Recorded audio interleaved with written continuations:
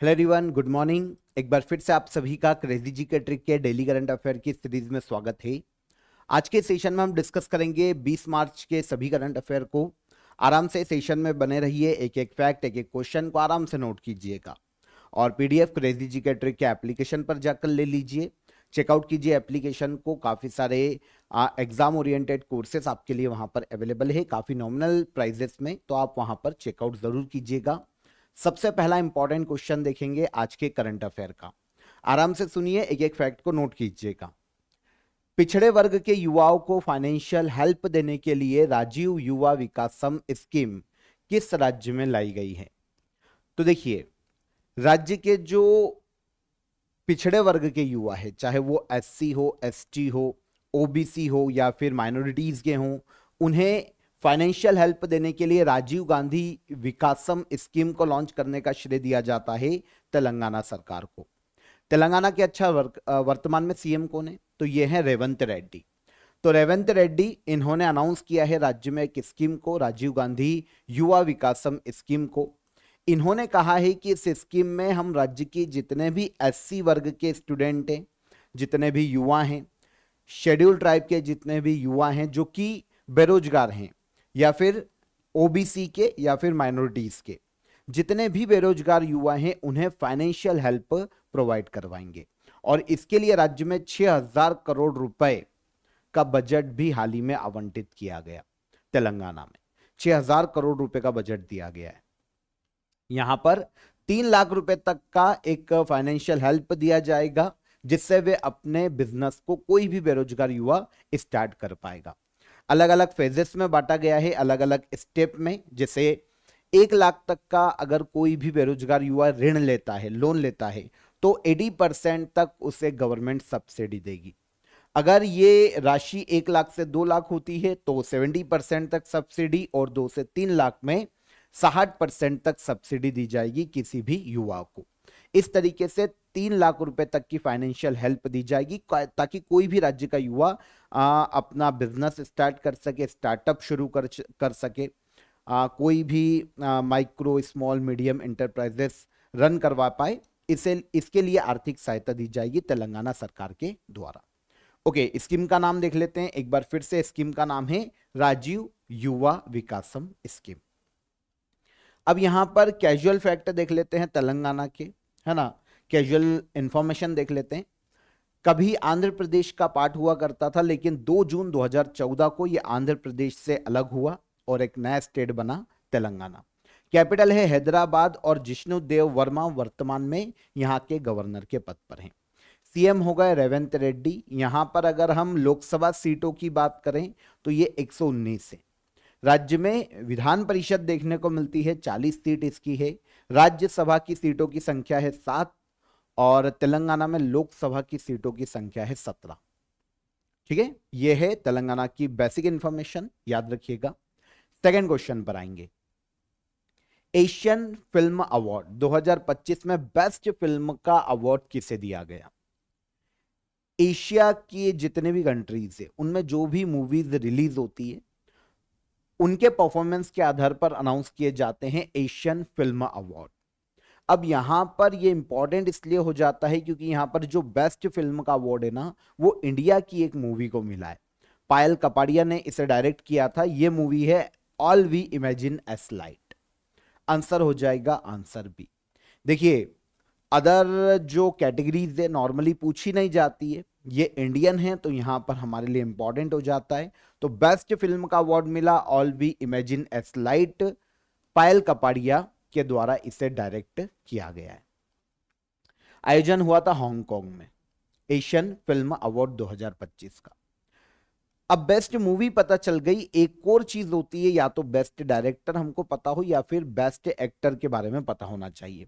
तो ये other countries के हैं। बेस्ट डायरेक्टर हैं योशिदा दाइहाची, इनकी मूवी है टेकी कॉमेट। इसके लिए इन्हें बेस्ट डायरेक्टर का अवार्ड दिया गया और बेस्ट एक्टर का अवार्ड दिया गया है शॉन लाउ को। और बेस्ट मूवी हो गई all we imagine as light. Asian film award academy के द्वारा दिए जाते हैं हर साल। 2007 से दिए जा रहे हैं, 2007 में इसकी शुरुआत की गई थी और हर साल एशिया के अलग अलग देशों में जो मूवीज रिलीज होती है उनकी बेस्ट कंट्रीब्यूशन के आधार पर ये अवार्ड दिए जाते हैं। शुरू कब हुए एशियन फिल्म अवार्ड? 2007 और 2025 में आयोजन कहां हुआ? तो आयोजन किया गया हांगकांग में। डन।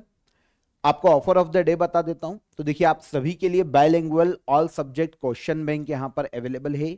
10,000 प्लस क्वेश्चन आपको यहां पर देखने को मिलेंगे, जो कि जीएस के सारे सब्जेक्ट से आपको देखने को मिल जाएंगे। History, geography, polity, science, economy, art and culture, computer, सारे क्वेश्चन का आपको यहां पर कंपाइलेशन देखने को मिलेगा। 10,000 प्लस एमसीक्यूज हैं, आप यहां पर एमसीक्यूज लगा पाएंगे, है ना, चेक कर पाएंगे। टॉपिक वाइज आपको यहां पर एनालिसिस बेस्ड सारे क्वेश्चन देखने को मिलने वाले हैं। अभी आपको काफी नॉमिनल प्राइसेस में अवेलेबल हैं। डिस्क्रिप्शन में मैं आपको इसके लिंक दे दूंगा, वहां पर क्लिक करके आप इससे अवेल कर सकते हैं। हेल्पलाइन नंबर पर कॉल कर लीजिए अगर आपको कोई भी हर्डल आता है, कोई भी आपकी क्वेरी है तो। चलिए आगे बढ़े। इसके अलावा देखिए, आप आपके जो नजदीकी आपके जितने भी बुक स्टोर हैं वहां पर जाकर करंट अफेयर की ईयरली शंखनाद बुक ले सकते हैं, क्रेजी जीके ट्रिक की। अगर आपको आपके नजदीकी बुक स्टोर पर नहीं मिलता है तो एप्लीकेशन पर भी आप जो हमारी हार्ड कॉपी है बुक की उसको ऑर्डर कर सकते हैं। प्रिंटेड बुक आपको आपके घर पर पार्सल कर दी जाएगी काफी नॉमिनल चार्जेस में। तो आप एप्लीकेशन को विजिट कीजिए, मैंने आपको शुरू में भी बोला था। वहां पर ऑर्डर बुक का आपको एक ऑप्शन देखने को मिलेगा क्रेजी जीके ट्रिक एप्लीकेशन में। आप वहां से करंट अफेयर की ईयरली शंखनाद बुक को ऑर्डर कर सकते हैं। आइए आगे बढ़ेंगे। स्टुअर्ट यंग किस देश के नए पीएम बने हैं? स्टुअर्ट यंग त्रिनिदाद और टोबैको देश के नए हाल ही में पीएम के रूप में अपॉइंट किए गए। ये देश, अगर हम लोकेशन देखते हैं तो कैरेबियन सी से लगा हुआ देश है, जो कि दक्षिण अमेरिका के उत्तर में देखने को मिलता है, कैरेबियन सी में, वेनेजुएला के आसपास ये देखने को मिल जाएगा। तो इसके नए हाल ही में पीएम के रूप में अपॉइंट किया गया है स्टुअर्ट यंग को। इनके पहले अभी तक त्रिनिदाद और टोबैको के पीएम के पद पर थे केथ रॉवली, इनको रिप्लेस किया है स्टुअर्ट यंग ने। और पीपल्स नेशनल मूवमेंट पार्टी के मेंबर हैं स्टुअर्ट यंग, इस देश के नए पीएम। आपको पता है 2025 में जो हमने 18th प्रवासी भारतीय दिवस सम्मेलन का आयोजन किया गया था, आयोजन किया था उड़ीसा के भुवनेश्वर में। यहां पर चीफ गेस्ट के रूप में त्रिनिदाद और टोबैको के ही प्रेसिडेंट को बुलाया गया था, जिनका नाम है क्रिस्टीन कार्ला कंगालू। ये चीफ गेस्ट थे हमारे पास 18th प्रवासी भारतीय दिवस सम्मेलन के समय में उड़ीसा के भुवनेश्वर में। हालांकि इन्होंने वर्चुअली ही संबोधित किया था, जो सम्मेलन था, कॉन्फ्रेंस थी उसको, लेकिन ये चीफ गेस्ट थे इसलिए भी ये इंपॉर्टेंट है। और अब इस देश के नए पीएम बने कौन? Stuart young. लोकेशन देखें, देखिए ये आपको देखने को मिलेगा दक्षिण अमेरिका महाद्वीप, इसके उत्तर में आपको ये देखने को मिलेगा वेनेजुएला। ओके, और वेनेजुएला से आप थोड़ा सा उत्तर में आओगे तो आपको यहां पर देखने को मिलेगा त्रिनिदाद और टोबैगो। ये कैरेबियन सी है, इससे लगा हुआ है ये देश। कैपिटल है पोर्ट ऑफ स्पेन। क्रिस्टीन कंगालू वर्तमान में प्रेसिडेंट है और स्टुअर्ट यंग इस देश के पीएम के पद पर हैं, नए अपॉइंट किए गए। इंटरनेशनल डे ऑफ हैप्पीनेस हर साल कब मनाया जाता है? आपको पता है एक इंसान की सबसे बेसिक नीड रोटी, कपड़ा और मकान, और उसके बाद जो उसे चाहिए ना वो है खुशी। एक बहुत व्यक्ति रिच है, बहुत ज्यादा पैसा है, लेकिन अगर खुशी नहीं है तो पैसा उसके किसी काम का नहीं, है ना। अब ये भी हो सकता है कि बहुत लोगों को लगे सर ऐसा नहीं है, पैसा बहुत सारी चीजें, बहुत सारी प्रॉब्लम सॉर्ट आउट कर देता है, ठीक है कर देता है, लेकिन वो हैप्पीनेस का कारण नहीं हो सकता, है ना। हैप्पीनेस अंदर से आती है। तो इसी को बढ़ावा देने के लिए लोगों को इसके प्रति अवेयर करना इंपॉर्टेंट हो जाता है पूरे वर्ल्ड में, कि भाई हैप्पीनेस एक सही जीवन जीने के लिए बहुत जरूरी, पॉजिटिव रहने के लिए खुशियां बहुत जरूरी। तो इंटरनेशनल डे ऑफ हैप्पीनेस मनाया जाता है हर साल वर्ल्ड में 20 मार्च को। यूनाइटेड नेशन जनरल असेंबली ने सबसे पहली बार जून 2012 को इसे मान्यता दी थी और तब से हर साल यह मनाया जा रहा है। एक साल बाद शुरू किया गया था 2013 में। कब? 20 मार्च को, है ना। तो मान्यता दी थी यूनाइटेड नेशन जनरल असेंबली ने 2012 में और पहली बार मनाया गया 2013 में। दुनिया भर में लोगों को उनके जीवन में जो हैप्पीनेस है उसके महत्व के बारे में अवेयर करना, इस डे को मनाए जाने का मुख्य उद्देश्य। 2015 में यूनाइटेड नेशन ने जो 17 सस्टेनेबल डेवलपमेंट गोल्स जारी किए थे, SDGs 17, उनमें मुख्य उद्देश्य अगर उनका देखें ना तो उनका कंक्लूजन जो निकलता है ना वो 17 गोल्स का, वो खुशियां ही है। जीवन खुशहाल होना बहुत जरूरी, उसके लिए चाहिए हेल्थ मिले, भोजन मिले, सही ह्यूमन राइट मिले, तो बहुत सारी चीजें, ये 17 गोल्स हैं यूनाइटेड नेशन के। तो इसका भी उद्देश्य है कि भाई खुशियां बनी रहे लोगों के जीवन में। तो इंटरनेशनल डे ऑफ हैप्पीनेस कब मनाया जाता है? 20 मार्च को। आंसर ले लिया था हमने, ओके। अब यहां पर 19 मार्च को एक और डे है जो आपको पता होना चाहिए, इंटरनेशनल कस्टमर्स डे। यह मनाया जाता है 19 मार्च को, और 18 मार्च को मनाया जाता है आयुध निर्माण दिवस।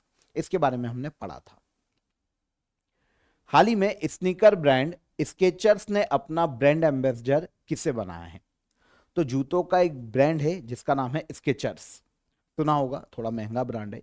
तो स्केचर्स ने अपना हाल ही में नया ब्रांड एम्बेसडर बनाया है जसप्रीत बुमराह को, जो कि हमारे फास्ट बॉलर हैं Jasprit Bumrah, Indian cricket team के। इनको अपना ब्रांड एम्बेसडर नियुक्त किया स्केचर्स ने। जूतों का ब्रांड है अमेरिकी कंपनी। अभी कुछ समय पहले बॉलीवुड के एक्टर सलमान खान को Indian super cross racing league का ऑफिशियल ब्रांड एम्बेसडर बनाया गया था। और इसके अलावा सलमान खान ही जो खो खो वर्ल्ड कप हुआ है 2025 में इंडिया में, उसके ब्रांड एम्बेसडर थे। 2025 में साइना नेहवाल को फ्रांस की कंपनी नारिका का ब्रांड एम्बेसडर बनाया गया था। विद्या बालन को फेडरल बैंक का ब्रांड एम्बेसडर बनाया गया था। इसके अलावा PV सिंधु है ना, जिनको प्यूमा ने अपना ब्रांड एम्बेसडर बनाया था।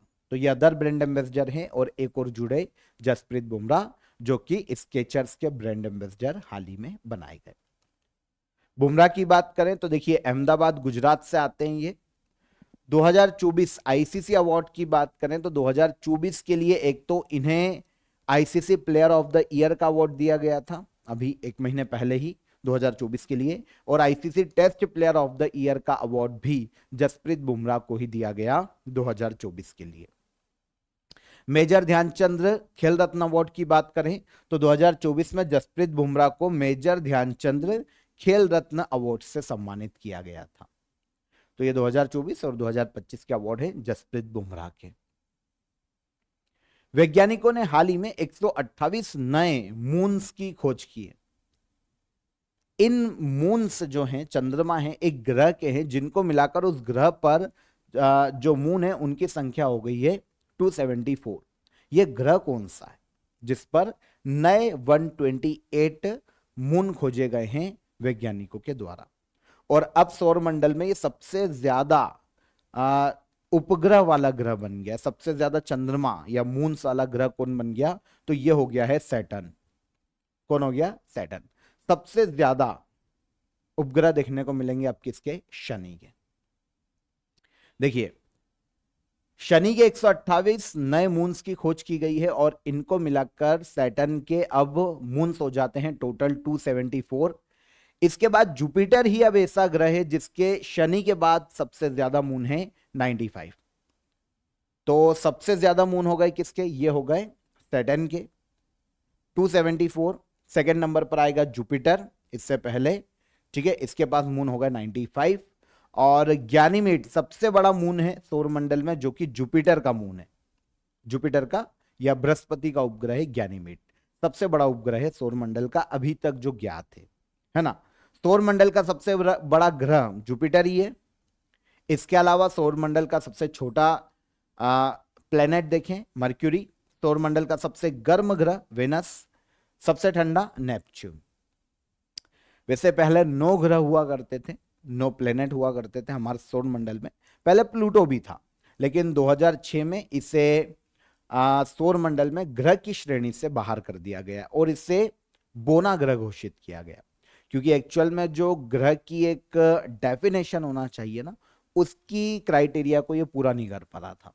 तो 2006 में इसको ग्रह की श्रेणी से बाहर कर दिया। अब ग्रह देखने को मिलते हैं सूर्य के चारों ओर 8, और इसमें सबसे ज्यादा मून्स किसके हैं? तो ये है सैटर्न के। हाल ही में चर्चित विक्रम और कल्पना क्या है? विक्रम और कल्पना ये दोनों ही हाई स्पीड माइक्रो प्रोसेसर है जिनको बनाया है इसरो ने।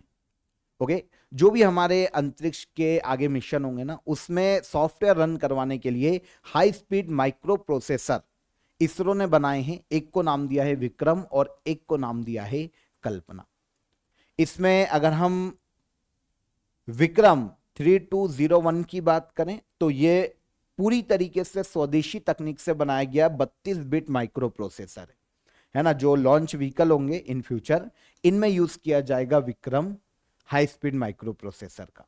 और इसके अलावा कल्पना 3201 इसकी बात करें तो ये भी 32 बिट का माइक्रो प्रोसेसर है जिसको इसरो ने बनाया है अपने अंतरिक्ष मिशन के लिए। जो सॉफ्टवेयर हैं उनको रन करवाने के लिए इन माइक्रो प्रोसेसर का लॉन्च व्हीकल में इन फ्यूचर यूज किया जाएगा। आगे चलकर जो इंडस्ट्रियल सेक्टर है उसमें भी इन माइक्रो प्रोसेसर का यूज किया जा सकता है। तो मल्टीपल यूज है जिनको इसरो ने बनाया है। एक का नाम है विक्रम और एक का नाम है कल्पना। इसरो के बारे में कैजुअली आपको पता होगा कि इंडिया की नेशनल स्पेस एजेंसी है, जो कि भारत में इसका हेडक्वार्टर देखने को मिलता है कर्नाटक के बेंगलुरु में, और 1969 में इसकी स्थापना की गई थी 15 अगस्त को। Current chairman V Narayanan ISRO के वर्तमान में चेयरमैन है। हाल ही में कौन सा रेलवे स्टेशन पूरी तरह से महिला कर्मचारियों द्वारा संचालित होने वाला रेलवे स्टेशन बना है या किस राज्य में स्थित है? तो भारत का ऐसा रेलवे स्टेशन जो कि पूरी तरीके से महिला कर्मचारियों के द्वारा ही संचालित हो रहा है, यह है बेगमपेट रेलवे स्टेशन, जो कि देखने को मिलता है तेलंगाना में। बेगमपेट रेलवे स्टेशन तेलंगाना का है। पूरी तरीके से यहां पर जितना भी स्टाफ है वो पूरा विमेन है, सारी महिलाएं यहां पर काम करती है इस रेलवे स्टेशन में। और इसके अलावा एक क्वेश्चन एयरपोर्ट से आता है, ये भी काफी इंपॉर्टेंट है कि बेगमपेट एयरपोर्ट कहां देखने को मिलता है? तो ये भी हमें हैदराबाद तेलंगाना में देखने को मिलता है, जिसे राजीव गांधी इंटरनेशनल एयरपोर्ट के नाम से जाना जाता है।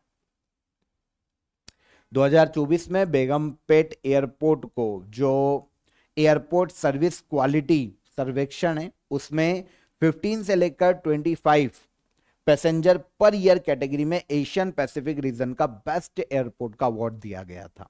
किसके द्वारा? एयरपोर्ट काउंसिल इंटरनेशनल के द्वारा, जो कि पूरे वर्ल्ड में एयरपोर्ट जो अथॉरिटीज हैं, एयरपोर्ट जो हैं उनको गवर्न करने वाली बॉडी है ना। एयरपोर्ट अथॉरिटी के लिए या फिर जो एविएशन सेक्टर है उनके लिए रूल्स और रेगुलेशन बनाने का काम करती है। तो इसके द्वारा जो अवार्ड दिया जाता है एयरपोर्ट सर्विस क्वालिटी, इसमें कैटेगरी है 15 से लेकर 25 million passenger per year category. इसमें best airport Asia Pacific region का अवार्ड दिया गया था 2024 में बेगमपेट एयरपोर्ट को। तो ये तो हो गई एयरपोर्ट की बात। और यहां पर बेगमपेट रेलवे स्टेशन अभी हम इसलिए पढ़ रहे हैं क्योंकि महिलाओं के द्वारा पूरी तरीके से ये संचालित किया जाता है। इंग्लिश फुटबॉल लीग कप 2025 के फाइनल में किस टीम ने लिवरपूल को हराकर ट्रॉफी जीती है? तो यूरोप का एक क्लब फुटबॉल टूर्नामेंट है ना, क्लब खेलते हैं यहां पर। तो इंग्लिश फुटबॉल लीग कप इसका नाम है, फुटबॉल की प्रतियोगिता है। 2025 का फाइनल खेला गया था लिवरपूल और न्यूकैसल यूनाइटेड के मध्य में, जहां पर न्यूकैसल यूनाइटेड ने लिवरपूल को हराकर इंग्लिश फुटबॉल लीग कप 2025 का खिताब जीता। न्यूकैसल यूनाइटेड क्लब हो गया विनर और रनर अप हो गया लिवरपूल। ओके, तो इंग्लिश फुटबॉल लीग कप 2025 की बात करें तो इसे काराबो कप के नाम से जाना जाता है। 1960 में शुरुआत की गई थी। एनुअल फुटबॉल टूर्नामेंट है, क्लब्स के मध्य में यूरोप में आयोजित किया जाता है। आयोजन करवाता है इंग्लिश फुटबॉल लीग। सबसे सक्सेसफुल टीम अगर इंग्लिश फुटबॉल लीग कप में अभी तक देखने को मिली तो ये लिवरपूल है, जो कि 2025 में रनर अप रही। लिवरपूल ने 10 बार इस टाइटल को अपने नाम किया और 2025 में ये रनर अप रही क्योंकि इसको हराया है किसने? न्यूकैसल यूनाइटेड ने। आखिरी क्वेश्चन पर आते हैं। भारत और फ्रांस के मध्य में वरुण जो नेवल एक्सरसाइज है उसका आयोजन किया जा रहा है, ये कौन सा संस्करण है? फिर से क्वेश्चन पढ़ते हैं। भारत और फ्रांस के बीच में वरुण नेवल एक्सरसाइज के कौन से संस्करण का आयोजन किया जा रहा है? तो पहली चीज हमको यहां पर यह समझ में आती है कि जो वरुण नेवल एक्सरसाइज है किनके मध्य में आयोजित की जाती है? तो इंडिया और फ्रांस के मध्य में इनका आयोजन किया जाता है, नेवल एक्सरसाइज वरुण। 2025 में इस साल ये 23वां एडिशन आयोजित किया जा रहा है। कौन सा? 23वां। आयोजन इंडिया के जो कोस्टल एरिया है, तटीय क्षेत्र है, वहां पर आयोजित किए जाएंगे, समुद्री क्षेत्र में, और फ्रांस के कोस्टल एरिया में इसका आयोजन किया जाएगा संयुक्त रूप से दोनों जगह पर। वरुण नेवल एक्सरसाइज 2025 23वां एडिशन है। सबसे पहली बार शुरुआत की गई थी 2001 में। ओके, 2001 से भारत और फ्रांस की नेवी के मध्य में इसका आयोजन किया जा रहा है। अभी ये 19 तारीख को कल शुरू हुआ था और 22 मार्च तक इसका आयोजन किया जाएगा। कहां पर? इंडिया के जो कोस्टल एरिया है वहां पर और फ्रांस के कोस्टल एरिया है वहां पर, मतलब दोनों ही देश में इसका आयोजन किया जा रहा है। दोनों देशों के मध्य में जो सैन्य क्षमता है उसका विकास करना, आपसी सहयोग स्थापित करना और दोनों देशों के मध्य में पीस को इंक्रीज करना, शांति को बढ़ावा देना, यह मुख्य उद्देश्य वरुण नेवल एक्सरसाइज को आयोजित किए जाने का। भारत की ओर से यहां पर आईएनएस विक्रांत और जो नेवी के लड़ाकू विमान है MiG-29K, ये यहां पर पार्टिसिपेट कर रहे हैं। फ्रांस के भी हैं लेकिन हमारे लिए इंडिया के इंपॉर्टेंट है, तो यहां पर इंडिया के हमने देख लिए। 2025 में वरुण एक्सरसाइज 19 से 22 मार्च। 23वां एडिशन किसके मध्य में? इंडिया और फ्रांस के मध्य में। शुरुआत कब की गई थी? 2001 में। क्लियर? तो ये हो गए हमारे 20 मार्च के सभी करंट अफेयर। अब हम चलेंगे लास्ट डे के करंट अफेयर के रिवीजन पर। आ जाएं। सबसे पहला क्वेश्चन क्या था? लचित बोरफुकन पुलिस अकादमी का हाल ही में इनॉग्रेशन हमारे होम मिनिस्टर अमित शाह के द्वारा किया गया। अकादमी कहां स्थित है? तो यह देखने को मिलेगी हमको असम में, क्योंकि लचित बोरफुकन असम के ही योद्धा हैं। नागोर्नो कराबाग रीजन को लेकर किन दो देशों के मध्य में कॉन्फ्लिक्ट देखने को मिलता है? तो यह है आर्मेनिया और अजरबैजान। देवेंद्र प्रधान जिनका हाल ही में निधन हुआ किस क्षेत्र से संबंधित हैं? तो ये संबंधित है पॉलिटिक्स, देवेंद्र प्रधान। ठीक है।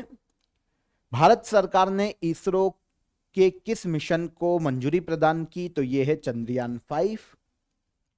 नॉर्वे सरकार द्वारा दिया जाने वाला होलबर्ग अवार्ड 2025 के विजेता कौन है? गायत्री चक्रवर्ती स्पिवॉक। मराठा योद्धा छत्रपति शिवाजी महाराज का भारत में पहला मंदिर कहां बनाया गया? तो यह बनाया गया महाराष्ट्र भिवंडी ठाणे में। ट्रुथ सोशल नाम का सोशल मीडिया प्लेटफॉर्म किसके द्वारा लाया गया? तो इसको लाने का श्रेय दिया जाता है किसको? डोनाल्ड ट्रंप को। ऑर्डिनेंस फैक्ट्री डे भारत में हर साल कब मनाया जाता है? तो यह मनाया जाता है 18 मार्च को। नए पौधों की प्रजाति उनियाला कैरालेसिस कहां पाई गई है? तो यह पाई गई है कहां पर? Agasthyamala biospheres reserve, Kerala. और 10वां है हमारे पास ministry of environment, forest and climate change और हार्वर्ड यूनिवर्सिटी की दो संस्थाओं के सहयोग से India 2047 building a climate resilience future सम्मेलन का आयोजन कहां किया जाएगा? तो यह आयोजन किया जाएगा नई दिल्ली। Answer D. ओके, ये सारे क्वेश्चन कल के सेशन के हैं हमारे। अब क्वेश्चन ऑफ द डे का आंसर ले लें। भारत की पहली महिला राज्यपाल कौन बनी थी? ये थी सरोजिनी नायडू।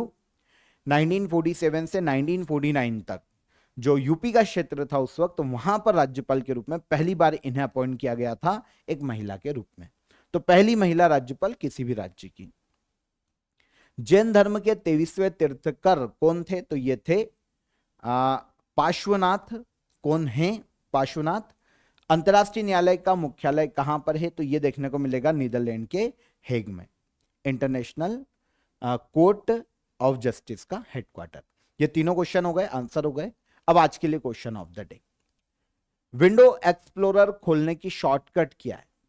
सेकेंड, खर्च राजस्व से ज्यादा हो तो बजट क्या कहलाता है? और पिवोटिंग किस खेल से संबंधित शब्दावली है?